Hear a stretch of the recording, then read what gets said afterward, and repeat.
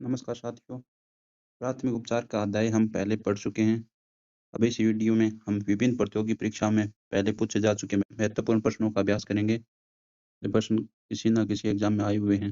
अब हम पहला प्रश्न देखते हैं कि प्राथमिक चिकित्सा में एबीसी का क्या अर्थ है, जो मैं पहले आपको समझा चुका हूँ। एयरवे, ब्रेथिंग और सर्कुलेशन। एयरवे, अगर कोई बेहोश हो चुका है तो हमें देखना होता है कि श्वास नली खुली है या नहीं। ब्रेथिंग यानी व्यक्ति सांस ले रहा है या नहीं। और सर्कुलेशन को मतलब शरीर में रक्त का प्रवाह हो रहा है नहीं, नाड़ी चेक करेंगे। एयरवे क्यों चेक किया जाता है? ये बेहोश की स्थिति में हमारी जीभ होती है ना, वो कंठ का वायु मार्ग रोक लेती है, ब्लॉक कर देती है, उल्टी होकर हवा आने नहीं देती है। इसलिए एयरवे देखना होता है कि वो कहीं अवरुद्ध तो नहीं कर रही है। ब्रीथिंग यानी सांस ले रहा है नहीं ले रहा है। और सर्कुलेशन मतलब रक्त प्रवाह हो रहा है नहीं हो रहा है। ये एबीसी का अर्थ होता है बेहोश की स्थिति में इसको चेक किया जाता है। अगला प्रश्न है, वयस्कों को सीपीआर देते समय छाती दबाने और सांस देने का सही अनुपात क्या है? ये विभिन्न एग्जाम में आ चुका है।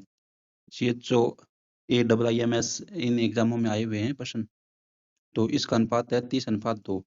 इसका मतलब क्या है? यानी हम जब सीपीआर देते हैं ना, सीपीआर क्या है मैं पहले ही समझा चुका हूँ कि सीपीआर कब दिया जाता है। सीपीआर के टाइम हम जब छाती को दबाते हैं ना, तो उनको 30 बार दबाया जाता है। 2 बार मुँह से सांस देनी पड़ती है, यानी 30 बार दबाएंगे फिर 2 बार मुँह से सांस देंगे। इस तरह की प्रक्रिया चलती रहती है।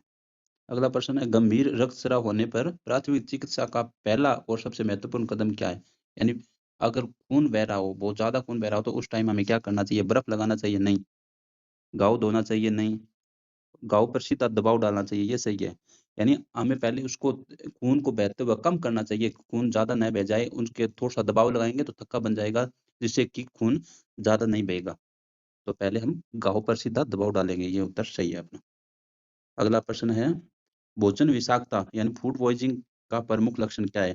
फूड पॉइज़निंग होती है तो हमें लगातार उल्टी आना, अतिसार होना, पेट दर्द होना, ये लक्षण होते हैं। अचेत व्यक्ति का वायु मार्ग एयरवे खोलने के लिए कौन-सी तकनीक का प्रयोग किया जाता है? एयरवे यानी वायु मार्ग क्यों चेक किया जाता है? क्योंकि हमारी जीभ होती है ना, वो बेहोश की स्थिति में हमारे कंठ क में अवरोध उत्पन्न कर देती है, जिससे साँस लेने में कठिनाई होती है। तो अगर ये हो जाए, यानी अपना कंठ अवरुद्ध हो जाए या ब्लॉक्ड हो जाए, तो कौन-सी तकनीक का उपयोग करना चाहिए? जबड़ा आगे खींचना चाहिए, इसका कोई फ़ायदा नहीं है जबड़ा खींचने पर। रिकवरी स्थिति यानी करवट लेते हैं, एक तरफ करवट लेते हैं, वो स्थिति होती है रिकवरी, इससे कोई फ़ायदा नहीं होगा। सिर पीछे झुकाकर ठोडी उठाना, ये सही है। यानी सिर को पीछे करेंगे और ठोडी को ऊपर उठाएँगे, जिससे क्या है कि ये हमारे जो कंठ कंठ में कोई भी अवरोध है, वो हट जाएगा। साँस आने की संभावना रहती है जिससे। अगला क्वेश्चन है, साँप को काटने पर तुरंत कौन-सी प्राथमिक चिकित्सा देनी चाहिए? मुँह से ज़हर चूसना ये सबसे घातक होता है, मैं पहले बता चुका हूँ क्या नहीं करना चाहिए। घाव पर चीरा लगाना ये भी नहीं करना चाहिए। गाँव में पहले कहते थे कि अगर हम जहाँ पर साँप ने काटा है वहाँ पर चीरा लगाएँगे तो वो ज़हर है ना वो बाहर निकल जाएगा, ये स गलत परंपरा है। प्रभावित अंग को पूर्णतः स्थिर रखना, ये सही है, यानी उसको हिलाए-डुलाए नहीं। ज़्यादा हिलाए-डुलाए करेंगे तो वो ज़हर पूरे शरीर में फैलने का चांस हो जाएगा, जल्दी से फैलेगा वो पूरे शरीर में। तो स्थिर रखना चाहिए और हिलाना नहीं चाहिए। अगला क्वेश्चन है 7 नंबर कि किसी व्यक्ति का दम घुट रहा हो, यानी चोकिंग, दम घुटने को चोकिंग भी कहते हैं, तो कौन सी प्रक्रिया अपनाई जाती है? सीपीआर या पेट पर झटका देना या राइस आरआईसीई नियम लागू करना है या फिर संप्लिट बांधना होता है? तो सीपीआर तो मैंने बताया था आपको कब दिया जाता है कि जब बेहोश की स्थिति में हो और सांस नहीं आ रहा हो और हृदय की धड़कन भी धीरे-धीरे कम हो जाए तो सीपीआर देना होता है। और राइस आरआईसीई नियम कब लागू होता है? का मतलब होता है रेस्ट यानी आराम करें। आइस बर्फ की सिकाई करना, वैसी एंड कंप्रेस पट्टी से किसी पट्टी होती है ना वो हल्का से दबाना होता है। ई का मतलब एलिवेशन यानी घायल अंग के ऊपर रखा होता है, तो ये भी नियम लागू नहीं होता।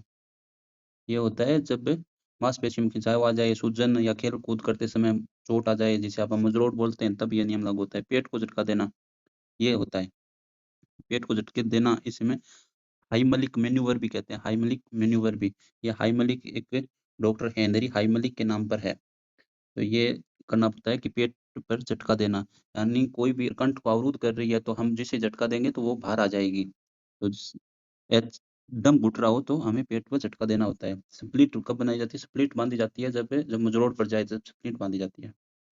अगला क्वेश्चन है 8 नंबर, शरीर के किसी हिस्से के जलने पर सबसे पहला तत्काल प्राथमिक उपचार क्या है? यानी शरीर जल जाए तब क्या करना है? तेल लगाना नहीं, गलत होता है। टूथपेस्ट लगाना भी गलत होता है। जैसे चमड़ी टूथपेस्ट लगाएँगे तो या तेल लगाएँगे, चमड़ी को नुकसान हो सकता है। और ठंडे बहते पानी से प्रभावित हिस्से पर धोना, यानी पानी से धोना, ये सही होता है। बर्फ से सिकाई सीधे बर्फ लगाना, ये भी गलत है। शरीर का जलना भी 3 तरीका का होता है। हमारे शरीर में मैंने बताई थी कि 3 तरह की चमड़ी होती है। फर्स्ट डिग्री बर्न और सेकंड डिग्री बर्न और थर्ड डिग्री बर्न। प्रथम डिग्री बर्न और सेकंड डिग्री बर्न में पानी से धो सकते हैं, लेकिन ध्यान रखना है कि थर्ड डिग्री बर्न जिसे सफ़ेद सा दिखने लगता है, चमड़ी बहुत ज़्यादा जल जाती है, तब हम पानी का यूज़ नहीं कर सकते। ये बात भी हमें ध्यान रखनी है, जो मैंने कल वीडियो में बताया था। अगला प्रश्न है, केमिकल के कारण जलने पर प्रभावित हिस्से को बहते पानी से कितने समय तक धोना चाहिए? ये टाइम है, पूछा गया प्रश्न है, सीएचओ में आया हुआ प्रश्न है। 20 से 25 मिनट तक। इससे त्वचा को और अधिक क्षति होने से बचाया जा सकता है। अगला है, नाक से खून आना, नोज़ ब्लड रोगी को किस स्थिति में बिठाना चाहिए? पीछे की ओर सिर झुकाकर, गलत है। पीछे की ओर अगर सिर झुकाकर हम बिठाएँगे तो जो नाक का ब्लड है ना, वो शरीर के अंदर जाने का खतरा रहता है। सीधा सपाट लिटाकर ये भी धीरे-धीरे क्या है कि शरीर के अंदर भी खून चला जाता है इससे भी। आगे की ओर झुकाकर बिठाना और नाक दबाना, ये सही है। तो आगे की ओर झुकाएँगे तो खून है ना, वो हमारे शरीर के अंदर नहीं जाएगा। बाई करवट से लिटाना, ये भी गलत है। अगला क्वेश्चन है, किसी घायल व्यक्ति को प्राथमिक उपचार देने से पहले क्या करना चाहिए? प्राथमिक उपचार देने से पहले भीड़ इकट्ठी करनी चाहिए, गलत है। अपनी और पीड़ित की सुरक्षा सुनिश्चित करना चाहिए, ये सही है। यानी इस स्थान पर पहुँच चुके हैं कि वहाँ और ज़्यादा खतरा हो सकता है, और तो पीड़ित को पहले सबसे पहले सुरक्षित जगह पर पहुँचाना ज़रूरी होता है कि हम देखें कि कहीं कहीं आर-पार खतरा तो नहीं है। तो अपनी और पीड़ित की सबसे पहले सुरक्षा सुनिश्चित करनी चाहिए। आपातकालीन स्थिति में प्राथमिक उपचार देने वाले व्यक्ति को क्या कहा जाता है? चिकित्सक तो डॉक्टर होता है, नर्स ही नहीं होता है, सर्जन करता नहीं होता है, तो प्राथमिक सहायक होता है। अगला क्वेश्चन है, बेहोश लेकिन साँस ले रहे व्यक्ति को किस स्थिति में लिटाना चाहिए? बेहोश है लेकिन साँस ले रहा है। एक होता है बेहोश है लेकिन साँस नहीं ले रहा है तो हम सीपीआर देते हैं। लेकिन बेहोश है, साँस ले रहा है तो किस स्थिति में लिटाना चाहिए? पेट के बल नहीं, पीठ के बल नहीं, रिकवरी पोज़ीशन, या करवट की स्थिति में लिटाना चाहिए। एक साइड में शरीर को रखकर लिटाना चाहिए। अगला क्वेश्चन है, प्राथमिक उपचार किट निम्न में से कौन-सी वस्तु सामान्यतः पाई जाती है? प्राथमिक उपचार किट में क्या-क्या सामान होता है वो मैं बता चुका हूँ आपको। थर्मामीटर होता है, विभिन्न पट्टियाँ भी होती है, एंटीसेप्टिक द्रव भी होता है, यानी उपरोक्त सभी होता है इसका। तो साथियों, आज के लिए इतना ही। यदि आपको ये प्रश्न अभ्यास उपयोगी लगा हो तो वीडियो को लाइक करें। ये एग्ज़ाम के लिए बहुत महत्वपूर्ण क्वेश्चन है। ये किसी न किसी एग्ज़ाम में आए हुए हैं। अगले वीडियो में फिर मिलते हैं। धन्यवाद।